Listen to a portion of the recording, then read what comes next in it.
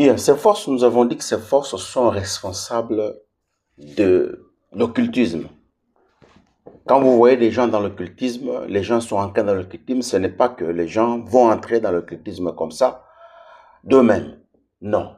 Ils sont attirés par des forces de ténèbres.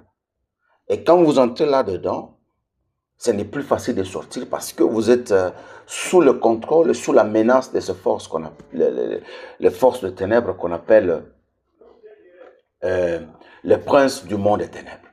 Ce sont ces princes-là qui attirent les gens vers la magie. Quand vous voyez les gens sont dans la magie. Et vous avez la magie, on parle de la magie noire, la magie rouge, la magie verte, la magie blanche. 4 sortes de magie.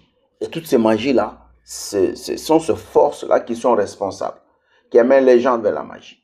Quand vous voyez le mysticisme, vous voyez tout ce qui est mystique, quand vous avez la mystique africaine, vous avez les mystiques indiennes, vous avez les mystiques asiatiques, toutes sortes de mystiques que vous connaissez sur la terre, ce sont ces forces-là. Donc ces forces jouent un grand rôle, un grand travail. Ils font tout pour amener les gens vers très loin de la parole de Dieu.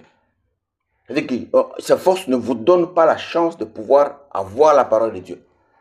À la différence avec la première force, vous pouvez être un chrétien, vous prier, mais vous êtes sous la domination. C'est-à-dire que si vous n'avez pas Dieu, si vous ne marchez pas selon la parole de Dieu, ces forces-là peuvent exister, mais vous pouvez prier quand même.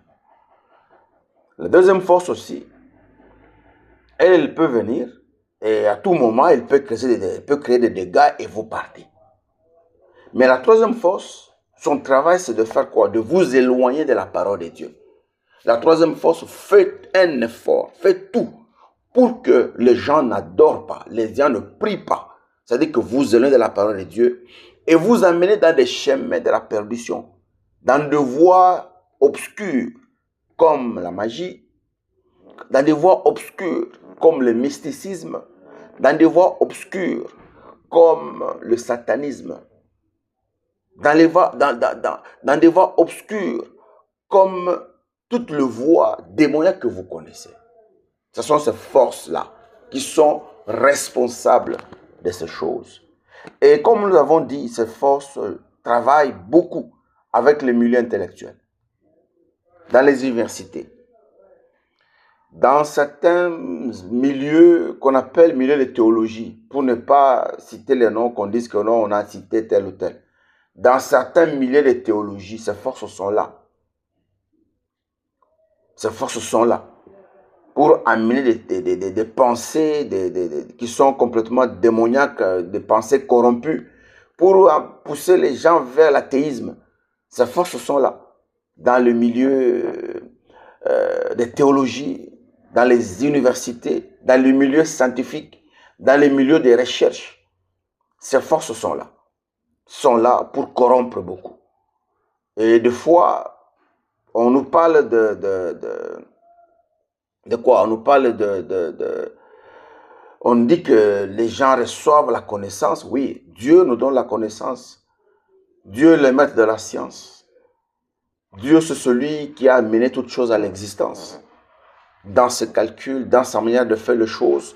Et tout est là, tout existe. Il y a l'harmonie totale dans la création. C'est pourquoi vous voyez, les saisons peuvent se remplacer sans problème. C'est que l'autre saison vient, l'autre part. Ça, c'est dans les calculs de Dieu. C'est comme ça que Dieu avait conçu. Il est le premier scientifique. Mais ces forces, quand elles viennent aussi dans la vie des hommes, ils viennent imiter ce que Dieu a fait. On vient vous amener d'autres connaissances, on veut vous mentir pour vous montrer que non, avec ces forces, vous êtes capable de faire mieux, vous êtes capable d'aller au-delà. Donc ces forces sont dans les universités, par exemple, dans les milieux des universités. C'est pourquoi, chers parents, lorsque vous avez des enfants qui sont à l'université, il faut vraiment prier pour les enfants. N'est-ce pas? Il faut vraiment prier pour les enfants. Parce que le milieu universitaire, c'est un milieu où on trouve tout. Je ne dis pas que tout celui qui part à l'université, il est sous la puissance de sa face. Non, je ne dis pas comme ça. Il ne faut pas m'interpréter mal. Il ne faut pas dire que non, dans les vidéos là, on a dit que toute université, il y a des forces comme ça. Non, je dis seulement qu'il y a des fois. que vous pouvez trouver des forces comme ça dans les milieux universitaires. Donc c'est là qu'on va puiser des gens. C'est là qu'on va solliciter des âmes. C'est là qu'on va prendre des gens. Et quand on prend ce genre, on les bombarde avec ces démons et c'est fini, ils peuvent faire le travail facilement. Donc ces forces sont aussi responsables des recherches scientifiques, dans le milieu des recherches scientifiques. Ils sont là, n'est-ce pas? Ces forces sont là. Et ces forces, leur travail, leur plus grand travail, je vais vous dire leur plus grand travail, et on va voir ça dans la Bible. Leur plus grand travail, c'est de faire quoi? De vous amener dans l'abomination. Leur plus grand travail, c'est pousser les hommes très loin de Dieu, loin des voies de Dieu. Pousser les hommes à entrer en contact avec le satanisme. Pousser les hommes à entrer en contact avec la magie. Pousser les hommes à entrer en contact avec l'occultisme. Ce qui est totalement contraire avec la parole de Dieu. Qui est totalement contraire.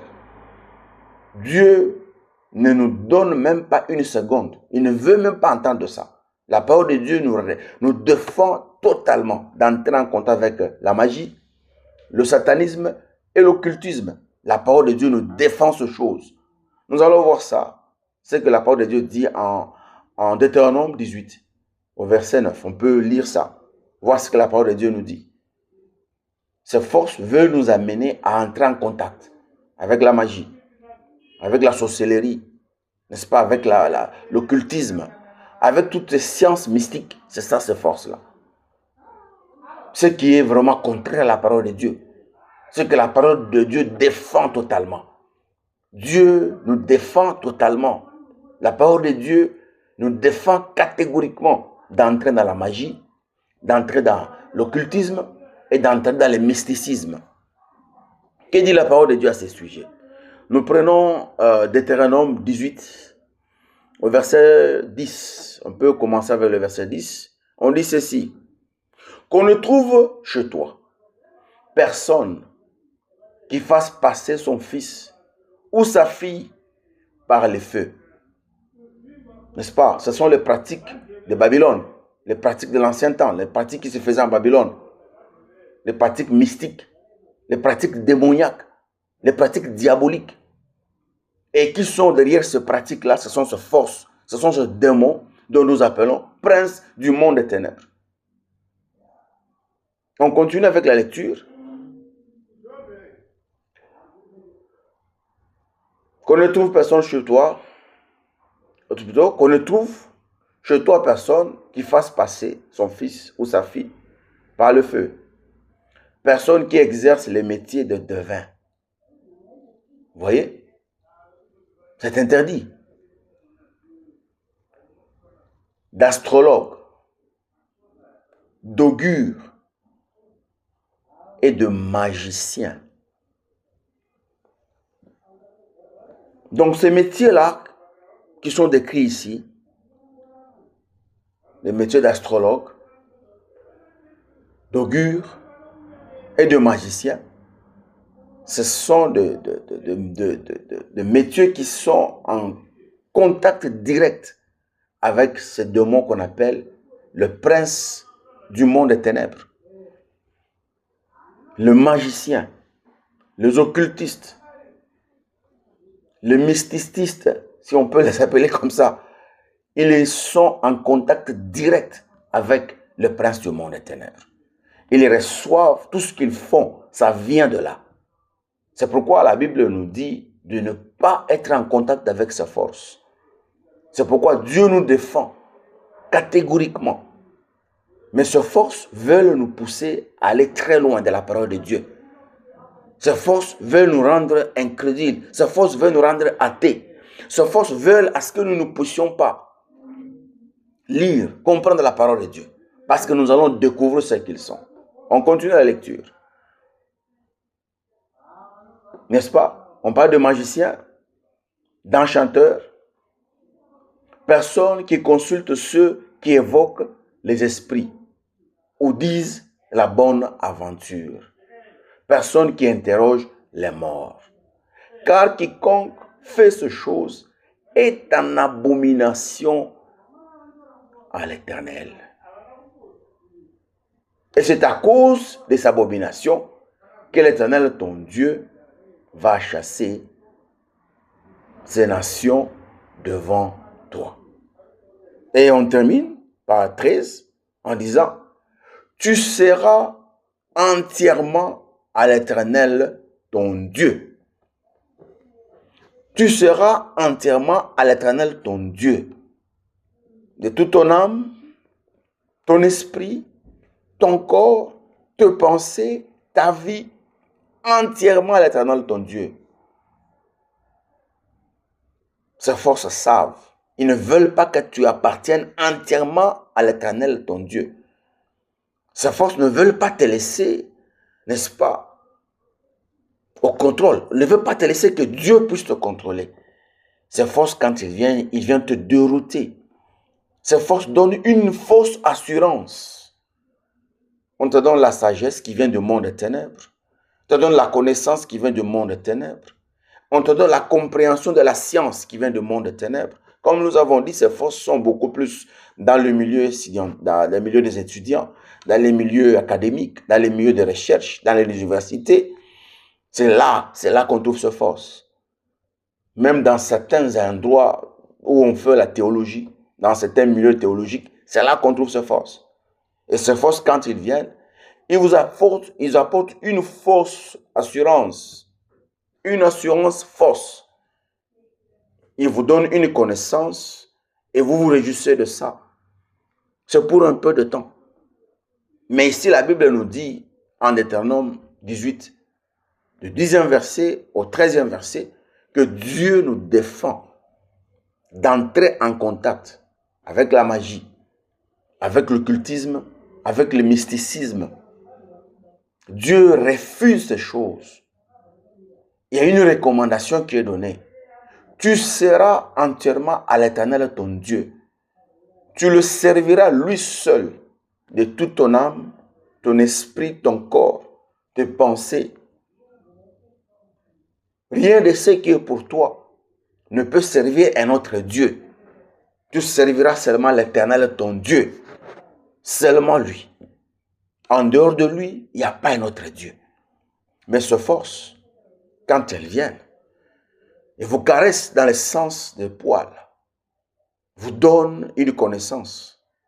Parce que quand quelqu'un va se poser la question, dans les milieux des étudiants, dans les milieux universitaires, qu'est-ce que ces forces font? C'est simple comme réponse. On vous donne une connaissance. Vous commencez à découvrir les choses. Vous commencez à faire des choses avec une connaissance mystique. Je ne pense pas que vous êtes ignorant sur cette matière. Vous connaissez que ça existe, ça se fait. Ça existe et ça se fait. Avec une connaissance mystique. On vous donne une connaissance. On vous donne une manière de comprendre les choses que d'autres personnes n'ont pas, par exemple. Et vous, quand vous le faites, c'est extraordinaire. Mais vous connaissez le secret. Là où vous vous appuyez pour faire ces choses. Mais la Bible nous dit, nous, en tant qu'enfants de Dieu, de nous séparer, d'aller très loin, qu'on ne trouve pas chez nous, qu'on ne trouve pas, que nous ne puissions pas être en contact. Même pas avec les gens qui font ces choses-là. Si vous savez que telle personne, il fait ces choses, vous ne devez pas être en contact avec lui. C'est ça que la Bible, ce n'est pas moi qui l'ai dit. Vous ne devez pas être en contact. Qu'on ne trouve pas chez toi un magicien. Vous ne devez pas entrer dans une maison de magicien. Vous ne pouvez pas être en contact avec un magicien. Vous ne pouvez pas être en contact avec un occultiste. Et nous ne pouvons pas être en contact avec eux. Ça, ce n'est pas moi. Vous pouvez vous fâcher, vous pouvez interpréter comme vous voulez, mais moi, j'ai lu la Bible. Et ce n'est pas moi qui ai écrit cette Bible. Elle est là et on peut relire encore. On peut relire pour la deuxième fois. Qu'on ne trouve chez toi personne qui fasse passer son fils ou sa fille par le feu. Personne qui exerce le métier de devin, d'astrologue, d'augure, de magicien. Personne. Nous ne pouvons pas être en contact avec ces choses. Nous ne pouvons pas. Il y a une instruction claire et nette. Au verset 13, c'est dit quoi? Tu seras entièrement à l'Éternel ton Dieu. Nous sommes appelés enfants de Dieu. Nous sommes appelés à demeurer en Dieu. Nous sommes appelés à demeurer en Jésus-Christ. Ce n'est pas parce que la vie est devenue difficile que à côté de chez nous, il y a un ami qui a émergé. Et voilà, il vous appelle, il vous invite aussi quelque part dans un groupe de ténèbres, dans un groupe mal placé. Et on vous propose des choses parce que vous voulez acheter du lait pour boire, parce que vous voulez rouler dans une voiture, parce que vous voulez être meilleur. Et voilà, vous acceptez de vendre votre âme. Non, vous devez appartenir à l'Éternel seulement. Seulement, c'est ça qu'on dit. Seulement. Cette force veut nous amener loin de la parole de Dieu. Nous ne pouvons pas croire à Dieu. Nous ne pouvons pas croire en Dieu plutôt. Ces choses veulent vous corrompre pour vous enlever cette identité, cette marque que vous avez des enfants de Dieu. Et une fois que vous êtes en dehors de cette marque, je vous dis, ce n'est pas tout le monde qui a la chance de se repentir avant de mourir. Hein? Parce que les gens pensent que non, vous pouvez entrer et demain vous allez vous repentir et sortir là-dedans. Non. S'il y a des gens qui ont eu la chance de se repentir, vraiment c'est une chance. Ces forces ne sont pas aussi bêtes comme vous le pensez, que vous pouvez aller et puis après vous allez sortir et puis vous allez... Non. Beaucoup sont entrés dans ces choses sans la chance de pouvoir sortir et leur âme a été volée et puis gagnée et c'est en enfer directement. Nous sommes de ceux qui pensent que ces forces peuvent être là, mais nous avons Jésus. Nous avons Christ. Et je vous ai dit, dans les vidéos passées, je vous ai dit que Dieu ne nous a pas laissés seuls, malgré que ces forces existent. Malgré qu'il y ait une hiérarchie dans le monde des ténèbres. Nous ne sommes pas seuls. Nous avons une puissance sur laquelle nous pouvons nous appuyer pour contrebalancer. N'est-ce pas? Pour sortir victorieux et vainqueur en face de ce combat. C'est un combat, d'accord? C'est un combat qui est en face de nous, d'accord? Mais nous avons quelqu'un qui est plus fort que ceux qui viennent avec ce combat. Mes chers amis, quittez la distraction. Quittez la distraction. Vous savez, lorsque vous avez une chemise, comme ma chemise ici, si je la repasse et qu'elle est brûlée, je peux jeter. Et demain, je pars dans le magasin, j'achète une autre chemise. Mais lorsque vous perdez votre âme par imprudence, par sentiment, par distraction, il n'y a pas notre magasin où vous pouvez acheter notre âme. Après la mort vient le jugement. C'est tout. C'est un sort qui est réservé à tout le monde, à toute l'humanité. Le diable rôde autour de toi, autour de moi, autour de tout le monde.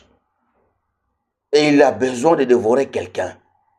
Moi, je ne veux pas que tu sois seul, cette personne-là que le diable va dévorer. Je ne veux pas que tu sois cette personne que le diable va dévorer. Le diable cherche qui va l'accompagner en enfer. Il ne veut pas rester seul en enfer. Il connaît son sort. Il connaît ce qui l'attend. Il connaît son dernier sort. Mais toi et moi, nous avons la chance d'être appelés enfants de Dieu. Nous avons la chance d'avoir eu un sauveur qui s'appelle Jésus-Christ, qui par sa force, qui par sa puissance, il est monté à la croix, où il a tout accompli.